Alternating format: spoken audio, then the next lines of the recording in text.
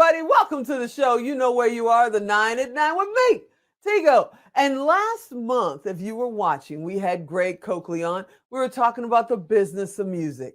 And of course, we ran out of time because we have Alan as our producer. And he mentioned, Greg, about catalogs and how people are making money with catalogs. So we invited him back this month to see what the heck was he talking about. Hey, Greg, what were you talking about?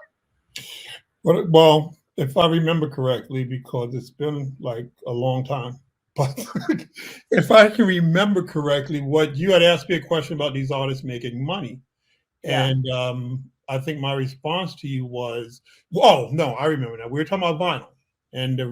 resurgence of vinyl, and I was telling you that if I agree it's a trend, and what people don't understand when it comes to purchasing music these days, or even for that matter, streaming music.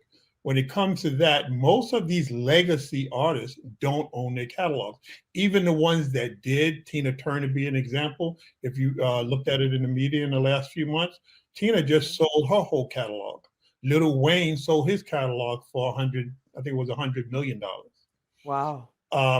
These artists are now, people have, let me retract that, people have actually, they've started these companies that are somewhat like investment companies where they're buying people's catalogs, and then when you buy that music, when you stream that music, if someone uses it for Uh-oh. own I'm their okay. own their music up till now, He's dropping big time. they've sold out. They've sold their music. They've sold their music for a myriad of reasons. Nobody actually knows why Tina sold her catalog, but for a lot of reasons, they make a decision that it's worth selling as opposed to holding on. I'm pretty sure COVID had something to do with Tina selling her catalog. You Now, know, what makes you say that? What would COVID have to do with her selling your catalog? I'm just curious. she can't tour. She can't go anywhere to make money from her music. So Oh, bear in mind that Tina doesn't live in America. Tina lives in right, Switzerland. right. So she's not going to do it anytime soon. So I don't know. I don't know Tina, but I make the bet that she decided she'd rather get her money now than to have to leave it for her heirs. She can pretty much survive on whatever she sold it for, or at least live a life. So a lot of artists are making that decision. Lil Wayne sold his catalog pre before COVID.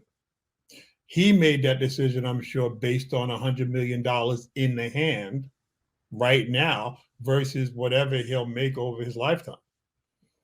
No, I Uh, can understand that. As I talk to film people, we're talking about a couple of films that we're looking at, and now what's trending is series because the more content, the more you're on your catalogs, the more valuable it is. So even on the film and television production side, everybody's talking about catalogs and being able to have a good stock of content so you have something to offer. So if you're out there and you're in your second album, I personally don't think you're going to get $100 million if you're on your second album. You're talking about people that have been in this industry for decades. yes, yes. Okay. I mean, Tina's been in the industry for over half a century. Yeah. But how does somebody, I mean, Lil Wayne, he's been in it for what, 20 years, 15, 20 years? Something Is it like because he's such he writes so much? Is that what it that. is? No, What I makes his think what catalog so valuable?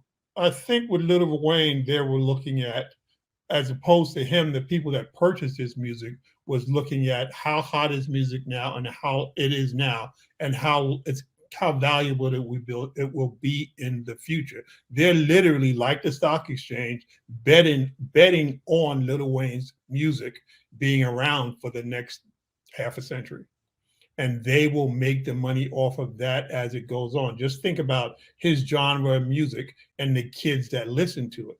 You have songs that you grew up on that when you hear them, you remember things that get you Yep. excited. These Yep. kids are going to do the same thing. So, say 20 years from now, there's a movie or commercial and they play Little Wayne's music, it's going to get their attention. So, they're betting on the fact that Little Wayne's music is going to be more valuable in the future. And I think Lil Wayne just capitalized on that bet.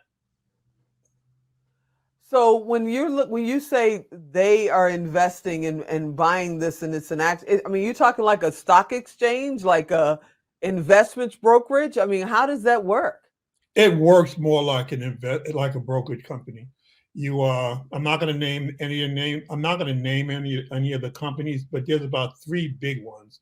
Okay. One company actually raised $1 billion to purchase music. Wow. Wow. That's amazing. Okay, I'm going to shift gears on you because you and I talked about this next subject. I don't know, probably 100 times over the last 20 years, where indie artists are doing cover songs. And now there is a cover band television show coming on. Have you seen the trailers for that? No, I haven't. It's literally what you and I have been talking about for 20 years.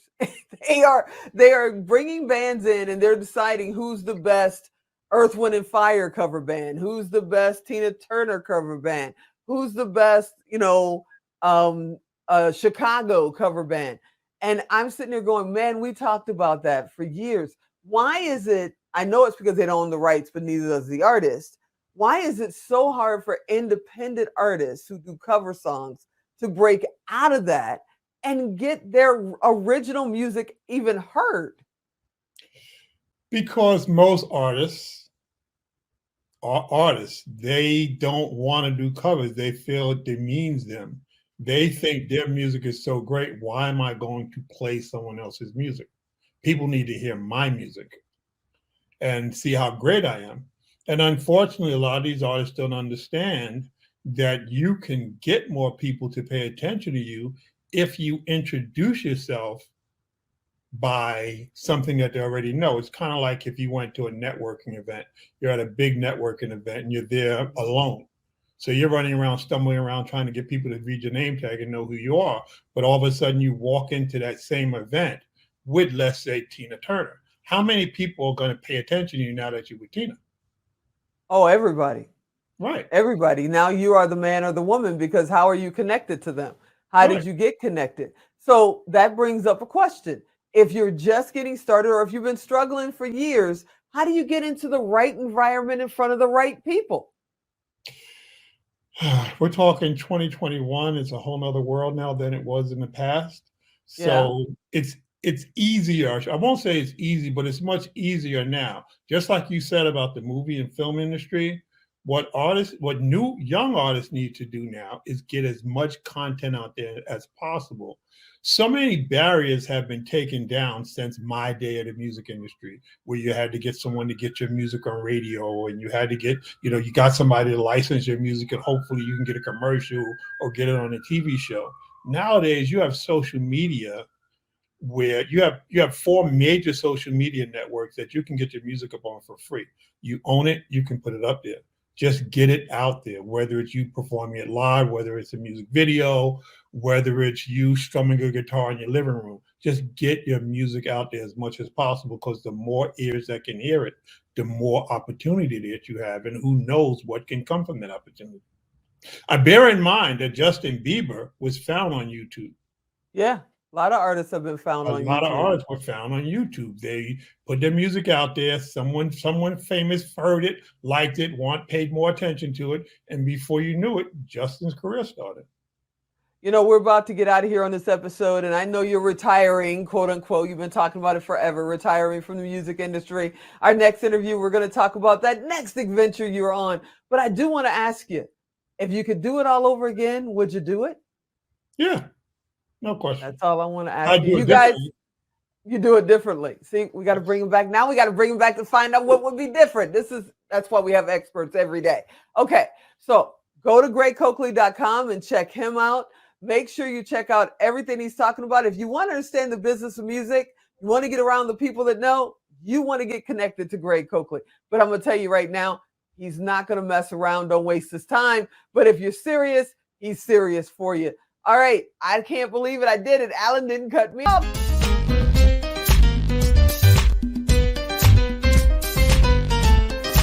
Well, I was excited, and then Alan cut me off. Hey, everybody. everybody. I hope you enjoyed this episode. I hope you'll check out the next time Greg Coakley's on the show. And as always, I'm Tigo. I'll talk to you next time.